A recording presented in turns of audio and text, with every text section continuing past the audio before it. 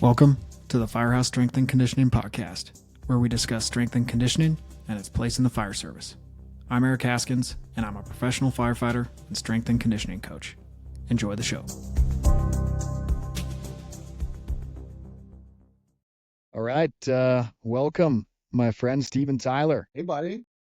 And we're giving something new a try here. A little monthly Q&A. The podcast has been down for a while, but bring it back and going to give this monthly Q&A. People can submit questions, and then we can do our best to give them answers that they probably don't want to hear.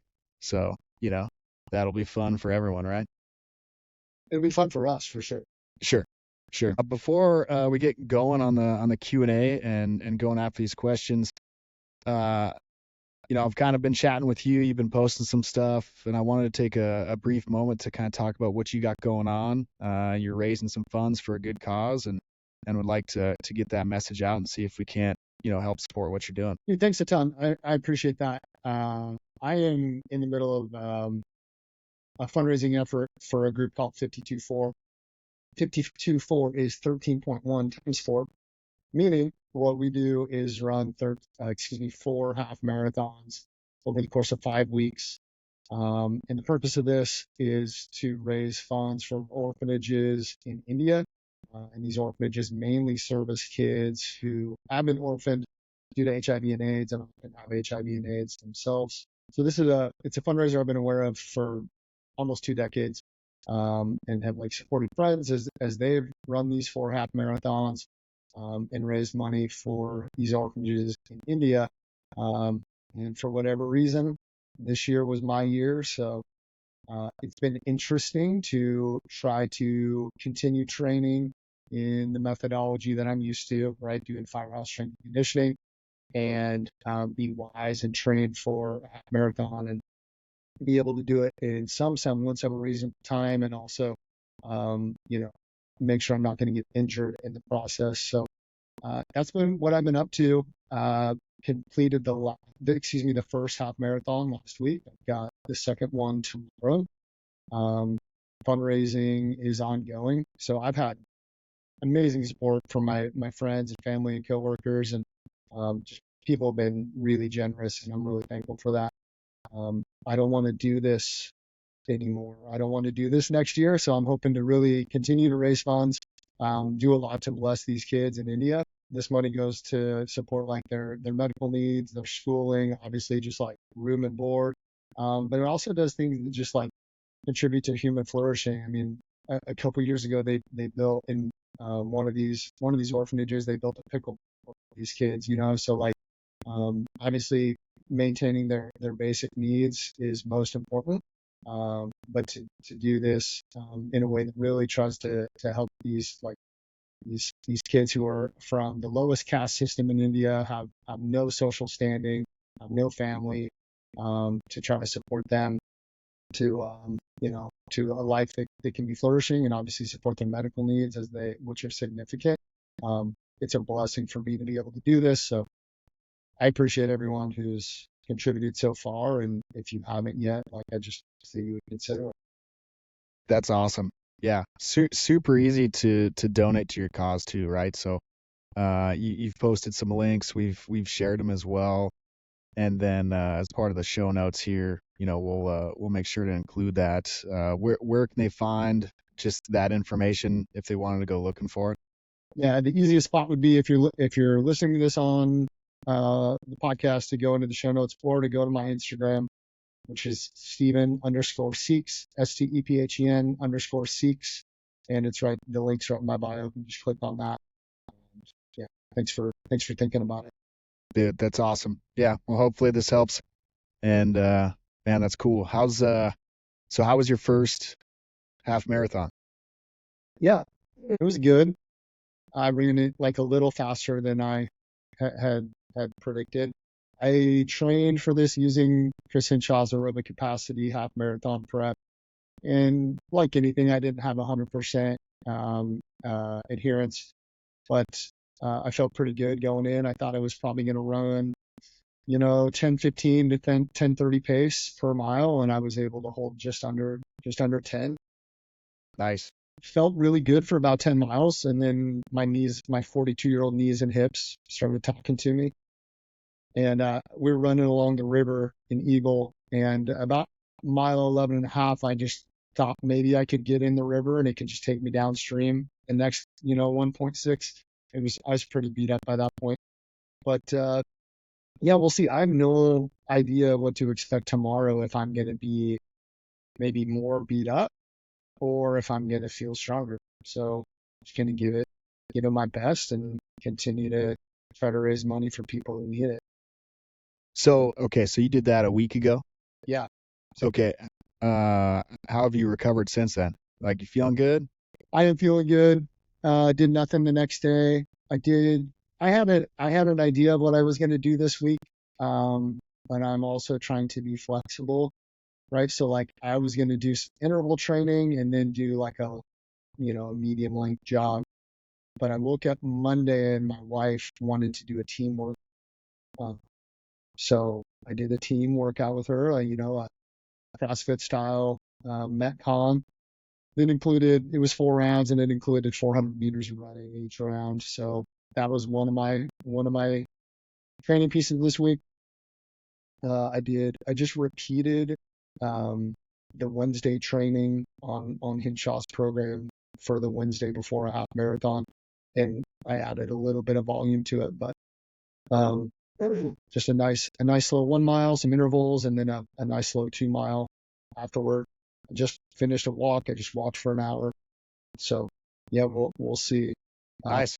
That's kind of my plan, man, is to do a nice low intensity run and then run some intervals, just to keep things moving. Right. The 4 half marathons, are these like official events for you, or like doing them on your own? Easy to find those? Mm-hmm. So the first half marathon, the one we ran last week, is like a closed race, and it's just the people who are doing the fundraising. But there's like 90 people. Yeah. So it is like a small race, and people. There's a race coordinator and all that kind of stuff. This week is it's a big half marathon event here in Boise. It's called the St. Luke's Fit One. So there's going to be, I don't know how many hundreds or thousand people running that. Got a week off and then 2 more. And those are both official races as well. So we'll have people who aren't a part of the fundraising efforts, doing these races along with us. Sure. That's cool, man. And Hinshaw's program, helpful, simple? Super helpful. Yeah.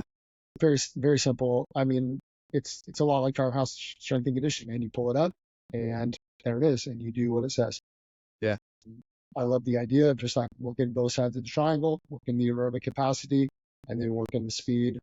It's not rocket science. Like anything, sometimes you have to learn to adapt. Sometimes you got to figure out how to do this thing on the treadmill at the firehouse, but it's not rocket science. Really easy. Yeah. And I think, dude, it was like $20. No brainer. Dude, that's awesome. Yeah, man. I mean, Hinshaw, I think he's the best in the business. I love his approach.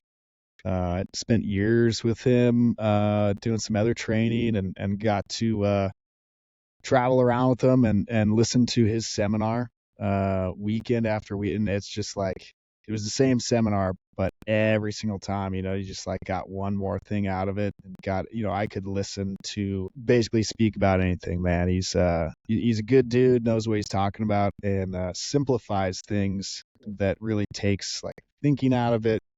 And there's just like no stress, right? So when it comes to endurance, like, man, probably my least favorite thing to do. So if we can take anything that, takes the anxiety out of it, that's helpful for me. So that's cool, man. Glad you're doing that, and hopefully we can get some more funds headed your way. It's a good cause, man. Appreciate you doing that. Thanks, Haskins. I appreciate you. Yeah. Okay, man. So we're gonna get after this Q&A.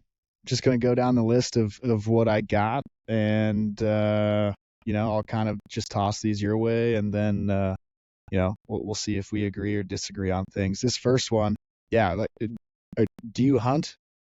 I do hunt. Yes. Okay, perfect. Because like I got nothing on this, but the question is, venison is a superfood when harvested by your own hands. True or false? That's true. Okay. This is not scientifically provable, but it is spiritually provable. There is something just very primal. There's something very fulfilling, certainly, about harvesting an animal, and then, that animal then fueling your body and fueling your life.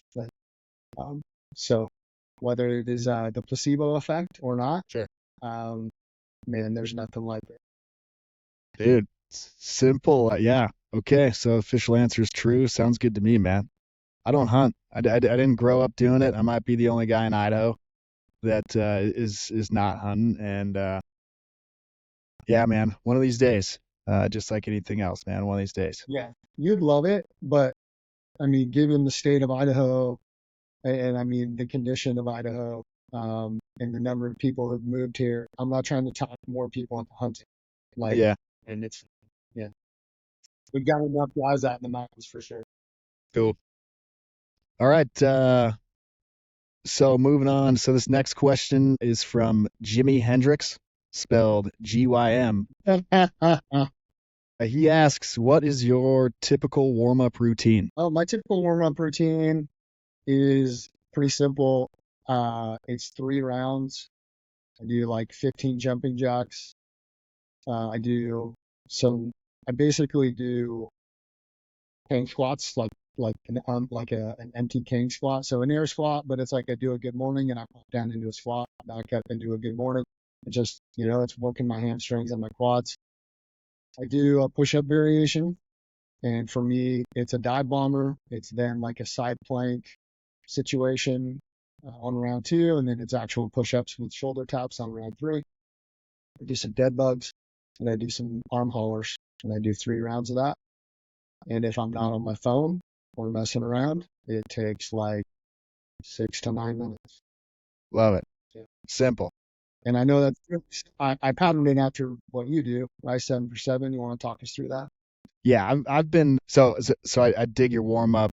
I don't know. I think for years, man, especially with the rise of like mobility and all this, it's like, man, warm ups and prep work and all this has gotten a little crazy to the point where it's like people are warming up and cooling down longer than their like actual training session. Way long. And that's not my thing.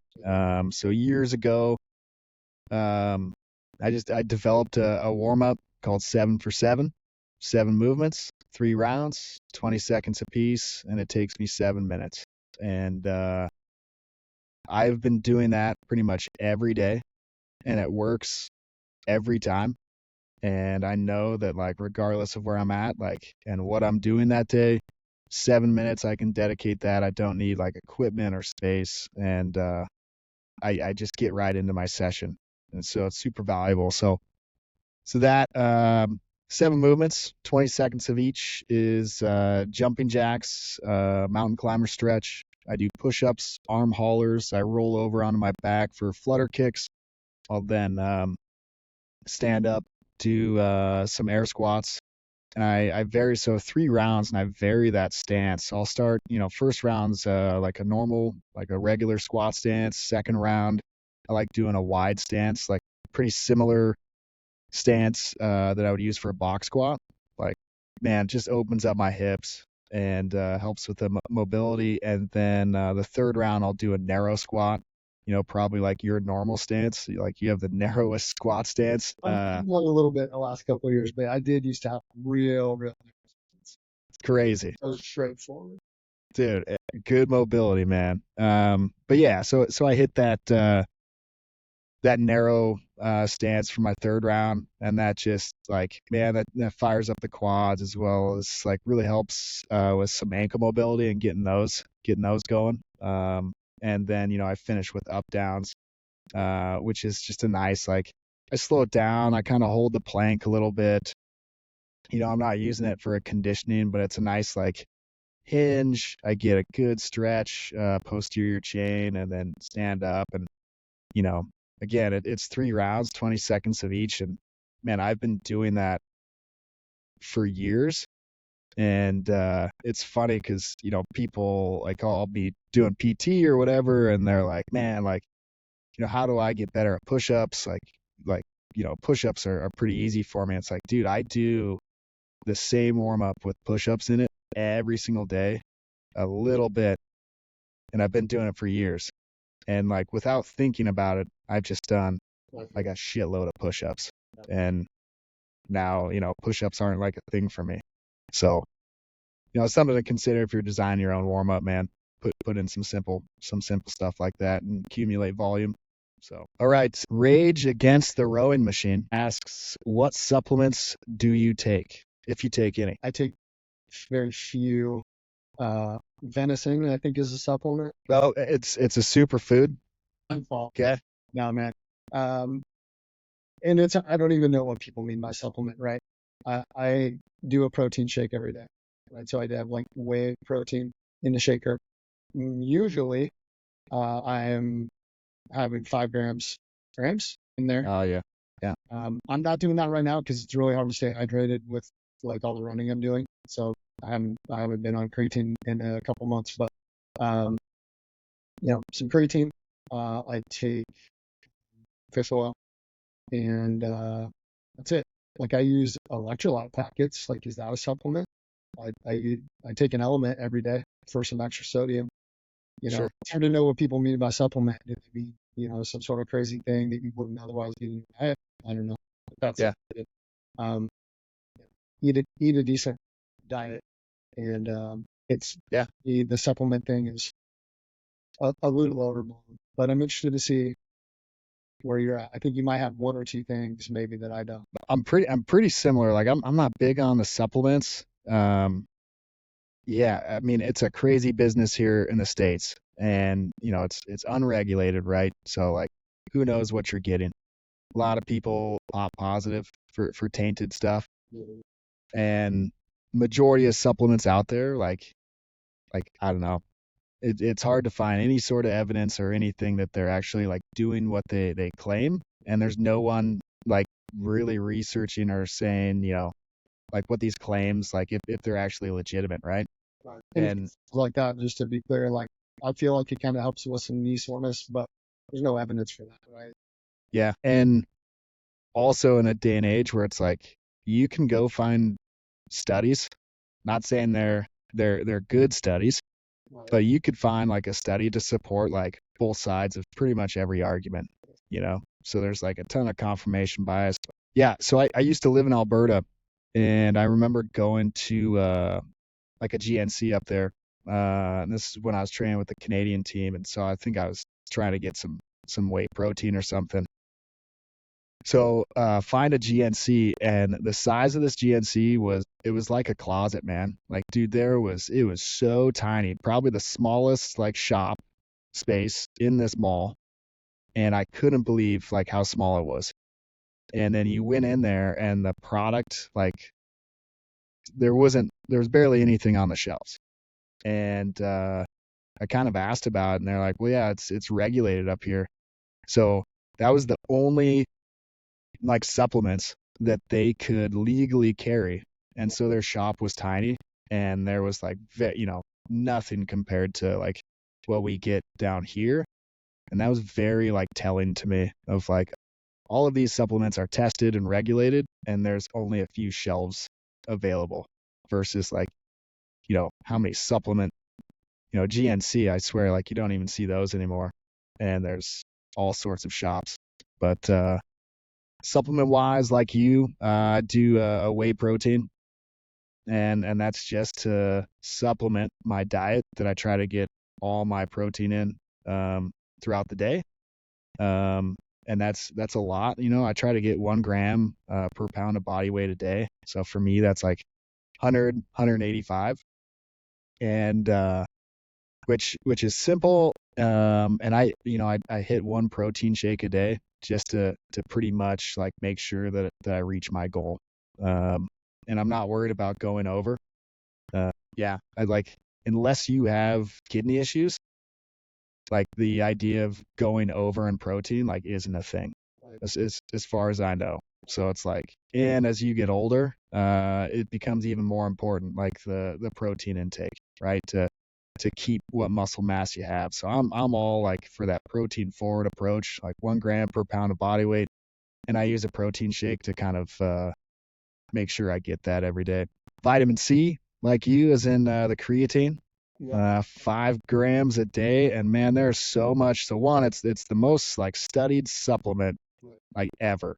Its safety profile, as long as it's just creatine monohydrate, like that's all you need. And there's other like types of creatine, and the people I've listened to that the doctors and those things that talk about it, it's like stick with creatine monohydrate, nothing else. And as far as the loading phase and kind of like how we used to do it back in the day, it was like, you do a loading phase, you want to take it with a fruit juice, like carbohydrate, and they're just like, yeah, all that like doesn't really matter. If you wanted to load, all that would do would just, you would reach like a saturation level sooner. But, outside of that, there's really no benefit. A lot of people, like you hear side effects of like GI like issues with creatine, and oftentimes that just comes from like people doing a loading phase. So there's not a lot of evidence that like 5 grams a day, like as far as side effects go, like very little. And then GI distress can happen with like the high doses if you're taking 20 to 30 grams a day, which like now they're researching all the cognitive benefits of it. And I think like the threshold for that is like a minimum of 12 grams a day to start getting like the cognitive benefits. So, if you're doing it for that, then you could run into some GI distress. But, again, I'm pretty sure like you can't absorb more than like 5 grams like an hour. So if you're going to take a bunch of creatine, it's best to spread it out throughout the day. Anyways, it's my spiel on creatine. I think if you're lifting weights and you're not taking creatine, like you're missing an opportunity there. And you mentioned the hydration. So Yeah, hit me up. Tell me if you think that I'm being silly. yeah, I listened to a guy. His name was Handow. Did a podcast with Kelly Starrett, and he is like the creatine like researcher. He's a Canadian dude, and the man, that podcast was super informative and kind of tackled a lot of like the myths. And one of them for the hydration thing. So he talked about creatine. What it does is it pulls like water into your cells, right? And so that's why people gain like water weight and they retain water. And his advice was, if you are, say, like football, like, or you're training in like heat, you should absolutely be supplementing with creatine because you will retain water and hydrate better than without it. So, it's kind of like a double-edged sword. So endurance athletes, you probably want to lighten your load, right? So you're not trying to carry a bunch of extra weight. Water weight from creatine going to be the thing that like, ruins you. Like if you're a competitive triathlete, I don't know, maybe. But I think in your case, man, I would even consider at least trying it out, like supplement with creatine. Yeah. And then, just keep like notes like, do you feel better? How's your hydration? Is it better or worse? And then just like go off of that, because you may respond good to it while another person like, no, man, like I don't like it when I'm training endurance. So for you, I would say, I don't know if I would test it out on race day, but something to think maybe in your training, like, okay, how is my training? While supplementing with creatine, is my hydration better? And he talked a lot about like, high school kids doing these double days, football practice in high heat, and just how important it would be to supplement with creatine so that, they aren't running into the dehydration, and those things. And, you talked about element, especially if you're losing a ton of like electrolytes through sweat. Man, Element's awesome. Have you had the Element in the cans? Yeah. Those are legit, man. Oh my God. They're amazing. Yeah. Cherry lime is. Yeah. I need to get some of those. So Yeah, outside of supplements, so I've got whey protein, creatine, taking some momentous supplements, trying to help with some sleep right now, and the jury's kind of out whether it's helping or not. Like I'm not really sure. Fish oil, I've always supplemented with fish oil, and man, like I do a lot better with recovery uh, and like all the aches and pains if I'm supplementing with fish oil. And if you listen, have you heard of Rob Wolf? Yeah. Okay, so he was kind of the first guy I listened to that talked about fish oil, and he said like at a base, trying to get 3 grams of EPA and DHA a day to get the real like anti-inflammatory response. So I think it's hard to find a fish oil that will give you an actual like adequate level of EPA and DHA. Um, without having to take like 20 capsules a day. Because people are like, oh, I'll go to Costco, I'll get a ton of fish oil, like it's cheap, right? But if you look on, the nutrition label, it's like, well, like you would have to take 20 of these a day to actually like get the thing that you're looking for. And so for a long time, like I've used SFH. Pour it on the spoon and Yeah, so I just use the like comes with a pump, and I just like take like one pump is 1 gram of EPA and DHA, and that is about as potent as I can find it. It's flavored, it tastes good, and because I'm a nerd, I did a cost analysis of grams of EPA, DHA per dollar, and it was like the cheapest dosage out there. So I don't have any affiliation with them other than that was the only way I could get it in. And when I was playing hockey and I was training for the CrossFit Games and like I was beat up, like inflammation was through the roof, like I was taking 9 grams a day. Like I felt like once I hit that 9 grams a day, like I felt a huge difference. And then over time, like I came down and 3 grams is kind of my maintenance. And dude, it just, yeah, man, feel good at that. And I can tell when I don't take it for sure. So what'd you say the manufacturer of that was? SFH, yeah, Might have to look into the pumps.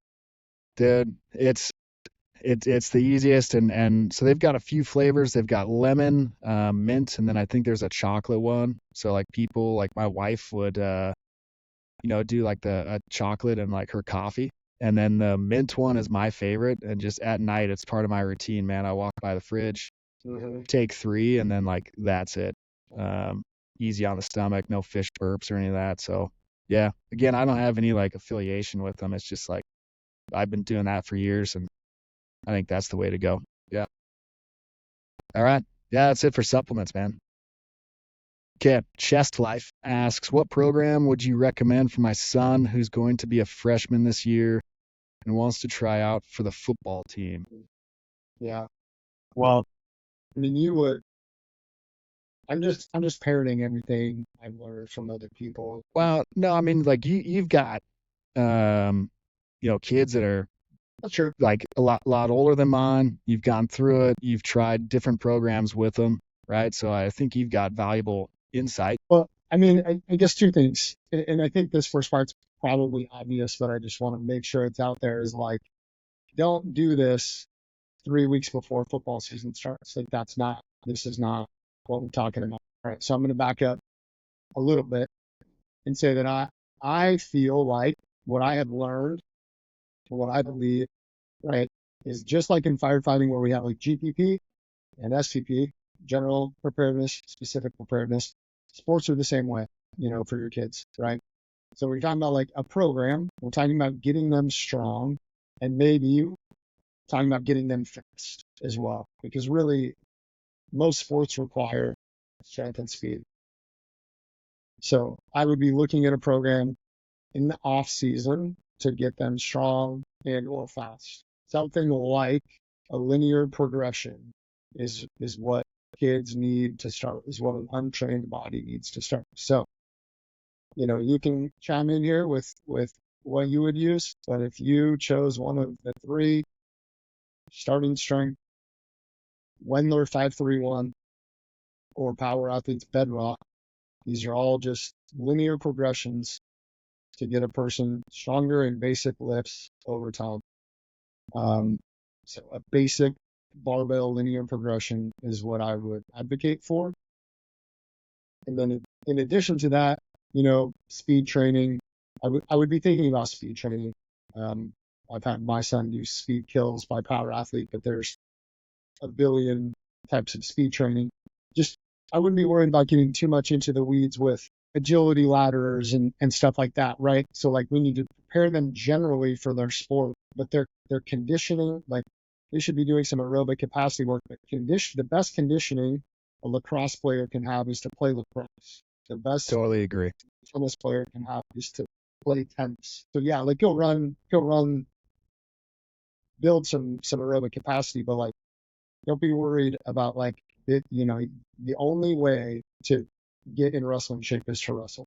So you want to get general physical preparedness in the off season, and then they just need to do their sport. Yeah, man, I totally agree. You mentioned the 3 programs, RIPS, starting strength, like that program, great for like any beginner or novice, man. Like that's who that program is. That's what, RIP will even say, like that's what this program is for. So starting strength, I think is great. You can't go wrong with anything from John Wellborn, man. Like that dude is so good. And his like field strong and that stuff. Like I would never, I could never, say anything bad about what Wellborn's doing. So his stuff, and then you mentioned Jim Wendler's 5-3-1. Like with my kids, when they get to that age, I think I would probably do like a Wendler 5-3-1. It's simple, and like you're talking about, like the goal, especially like young, we're just trying to, we need to put on muscle, and we're just trying to like build like movement or create movement hygiene. And so like we don't need to complicate things. And honestly, this is all the same pretty much for firefighters too. And it's just like they need to know how to squat, hinge, and press.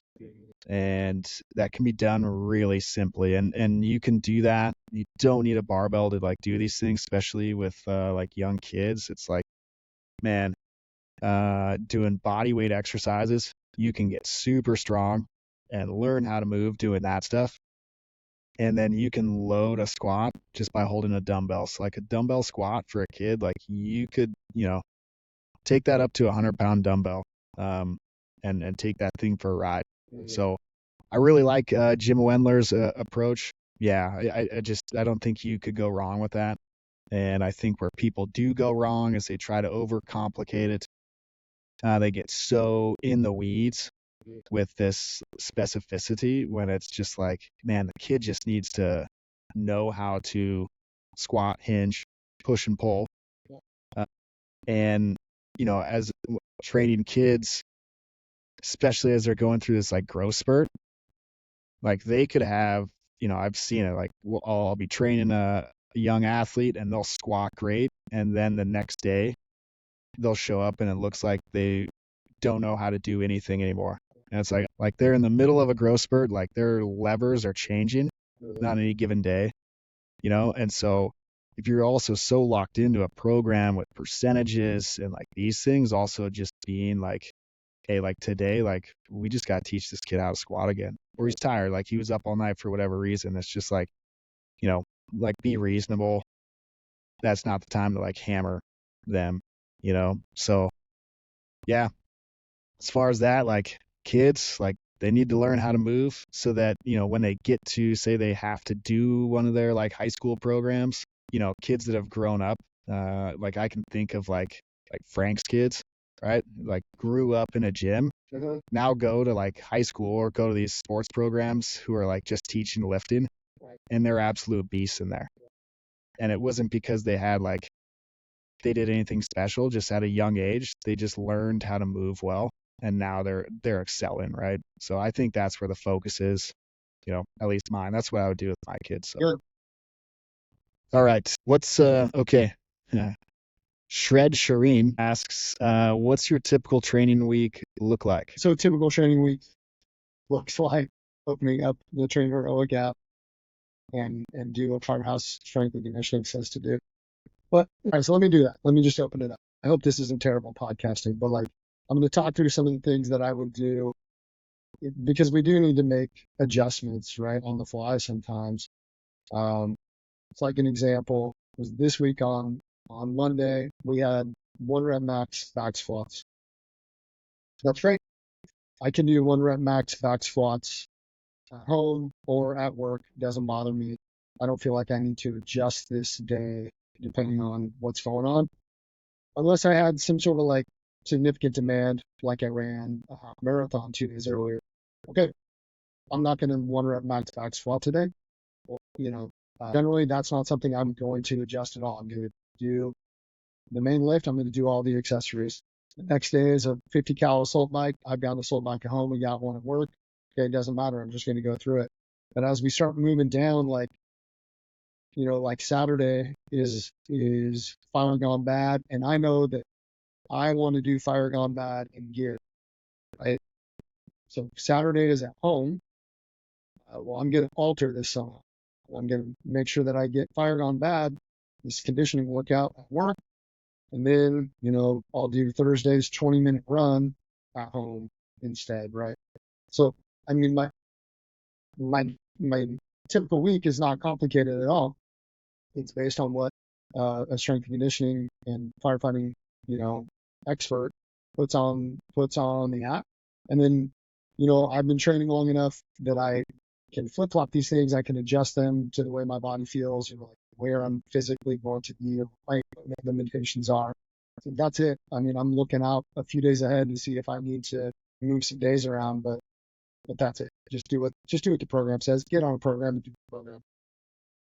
Simple, man. Simple.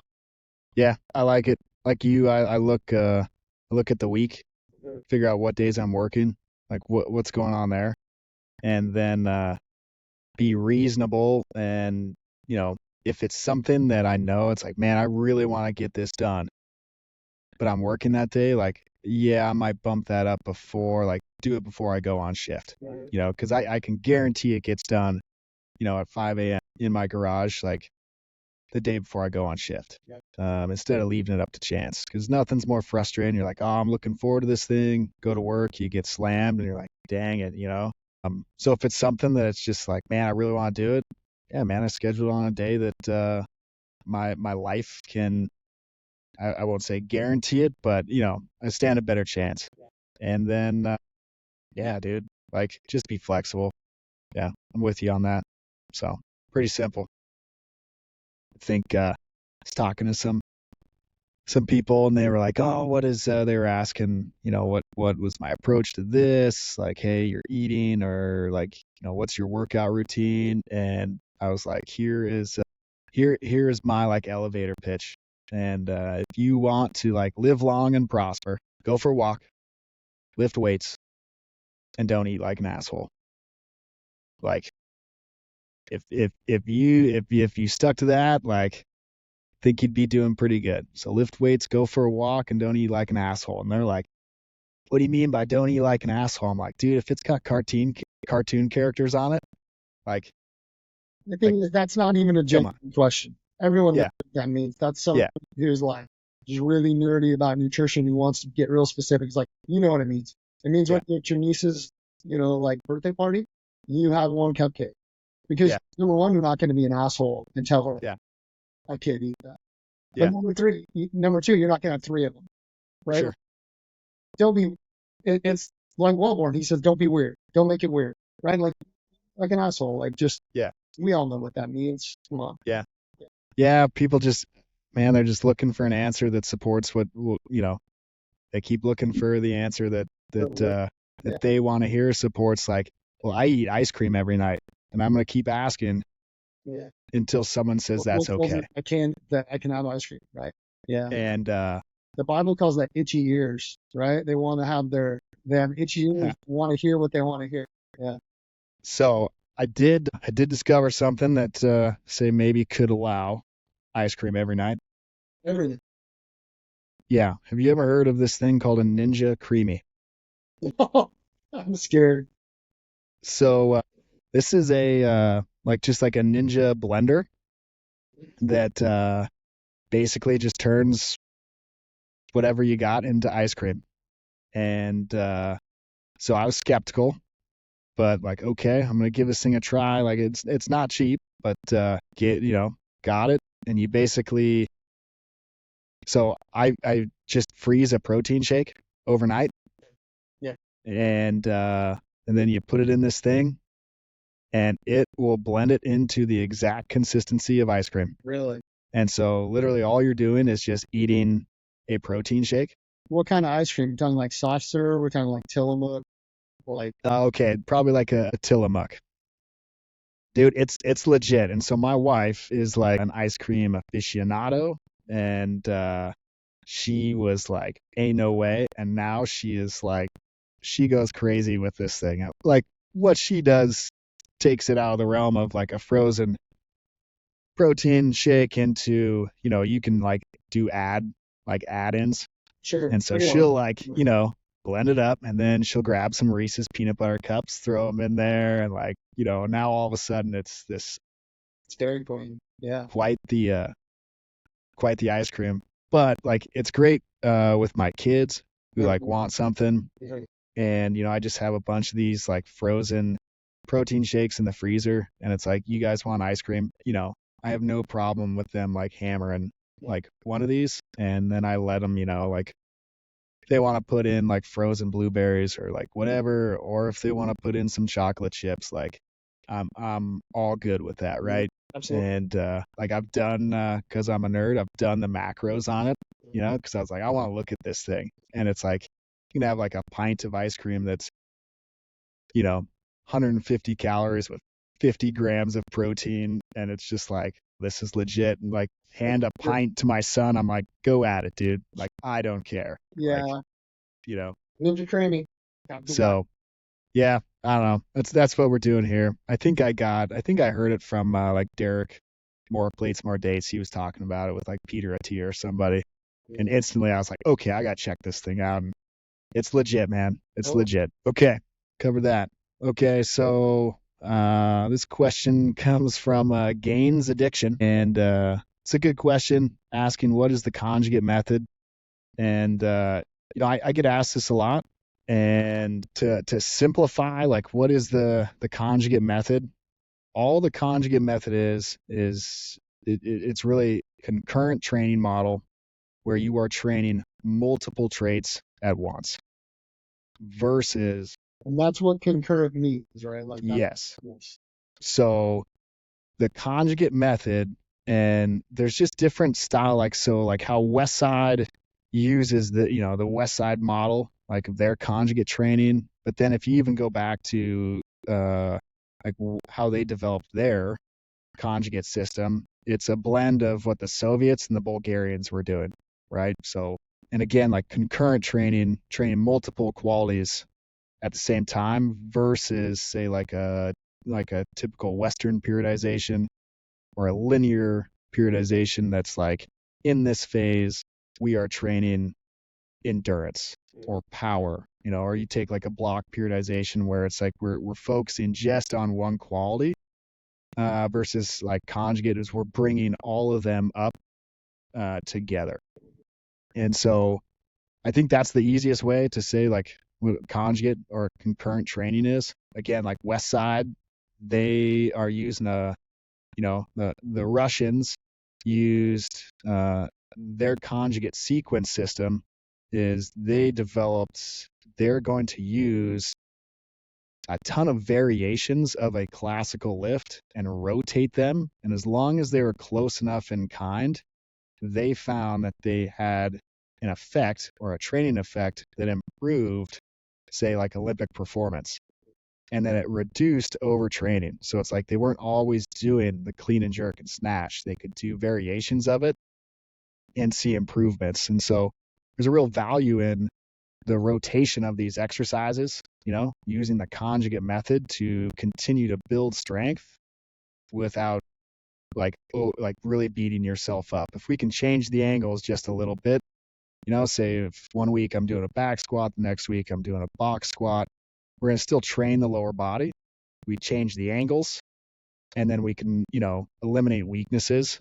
And then when you come back to, it's like, man, I haven't back squatted, in 3 months. How did I just PR by, 20 to 30 pounds?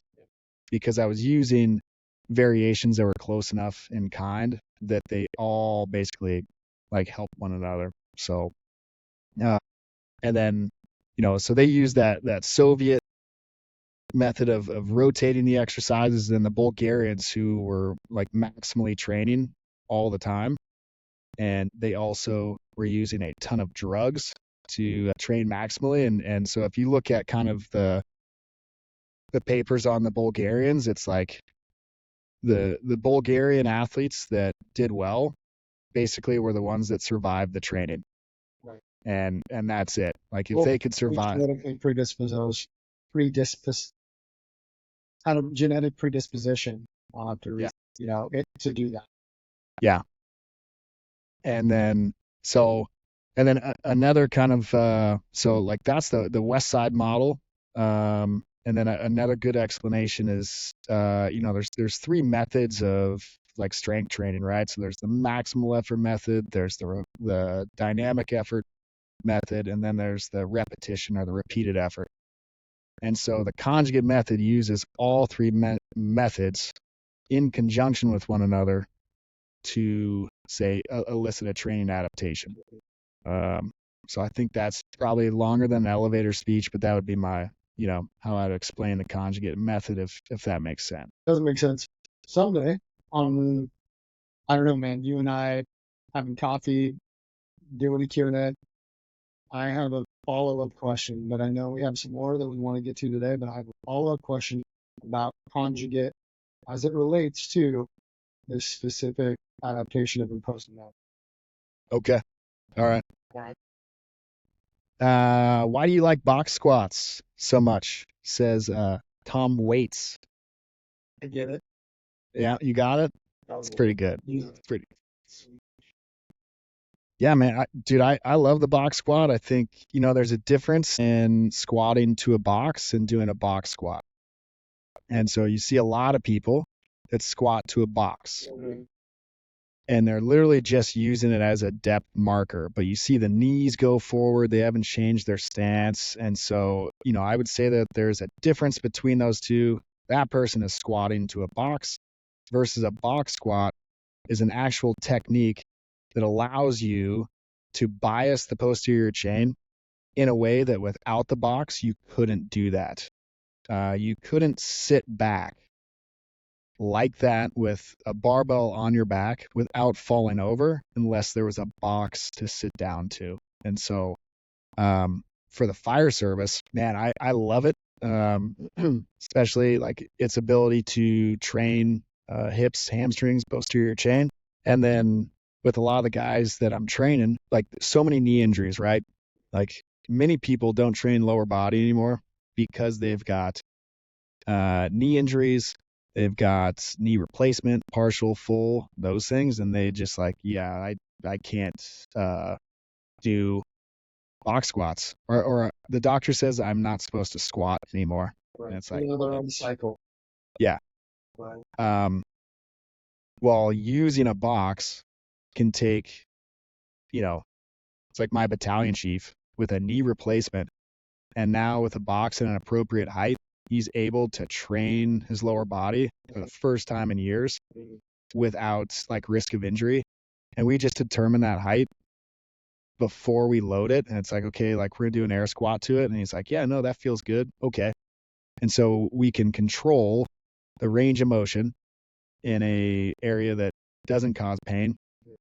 And then we can load the posterior chain, work the lower body. And it's like, yeah, box squats, super valuable exercise that without it, there's really no way to train like that without the box. So I don't know. You got anything on the box squats? Just, I'm 42. I'm not as young as I used to be. I'm not, I'm in a weird position where I'm not old and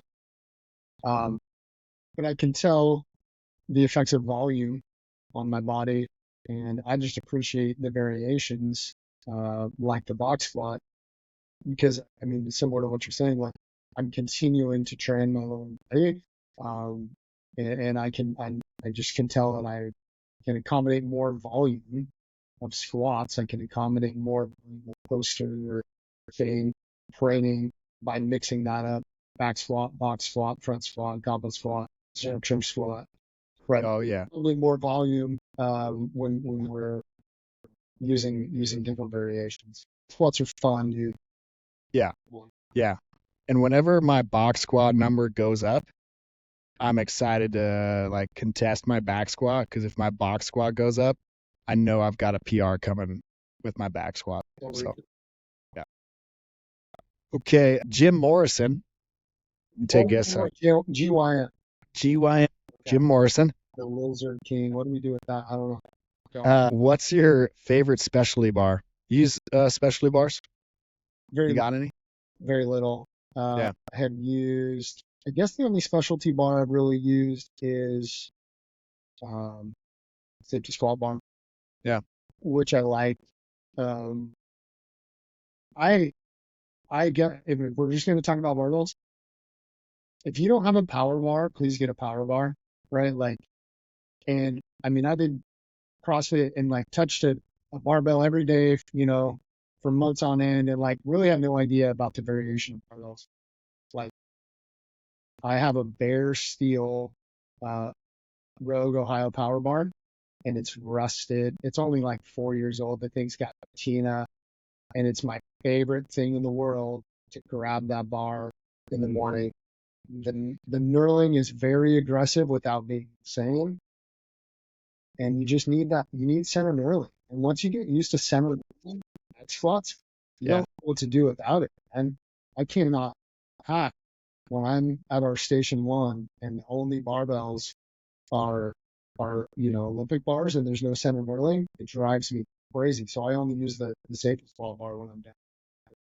That I got to have that thing on my back, and That's awesome. You get a little squat callus on your back, and like you can do that thing, no shirt on. Like get a power bar, dude.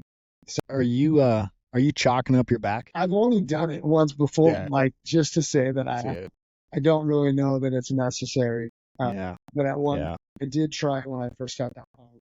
Chalked it up, chalked it my back. You got to give it a try. Yeah. Okay. Yeah, I'll try. As Ted Lasso would say, be curious, not judgmental. So I'll stick with that.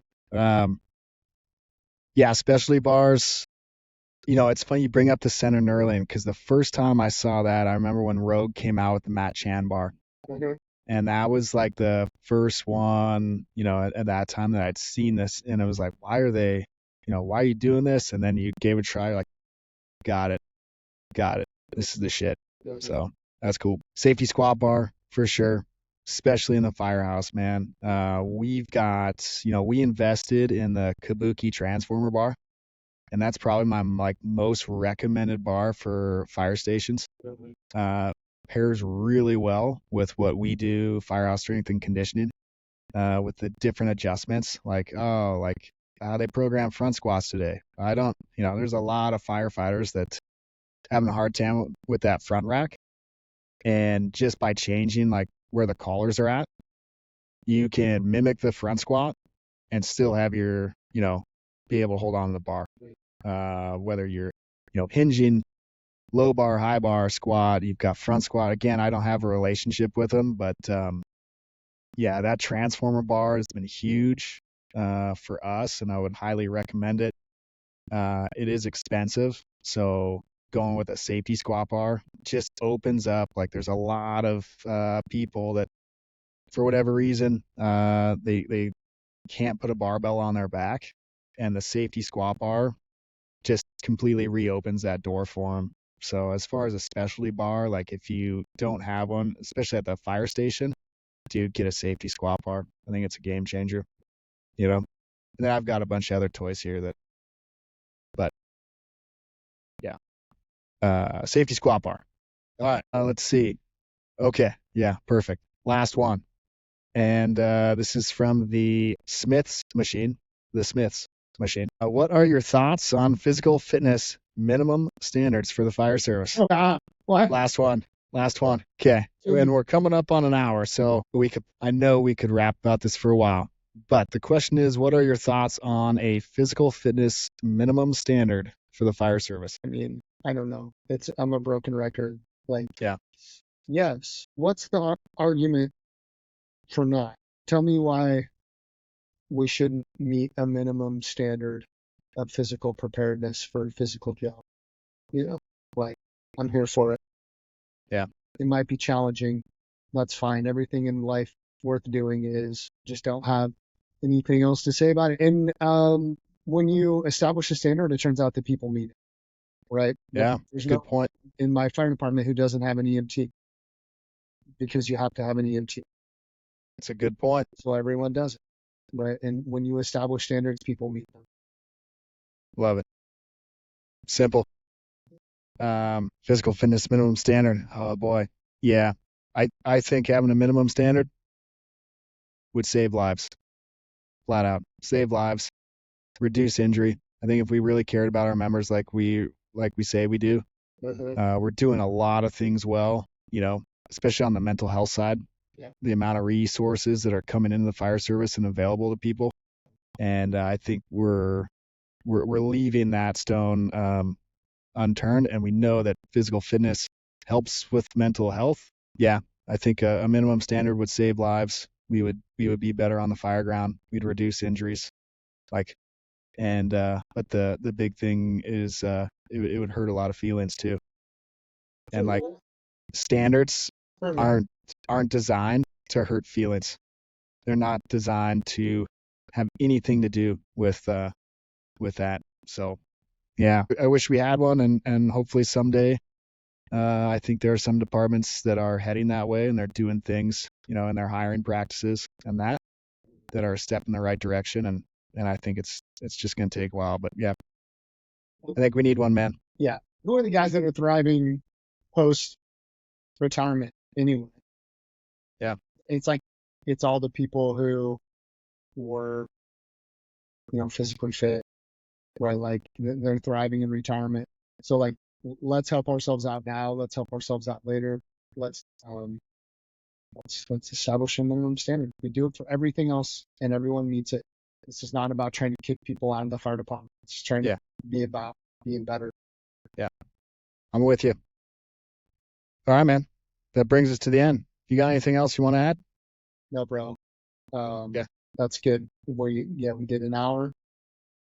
It's always fun to talk. Yeah. So. Yeah.